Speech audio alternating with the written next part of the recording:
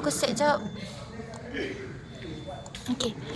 So sekarang ni kita dah start dia. Lepas tu kita buat main auto. Kita tekan push button. Boleh gerak. Okay, lepas tu sensor ni dia detect warna hijau. Detect warna hijau. Dia akan count. Dia akan count jadi. Nampak? Kau tunjuk dah ni tadi dia. Ni biru. Ni biru dia akan gerak je. Sensor ni akan detect ni. Ni nampak. Sekejap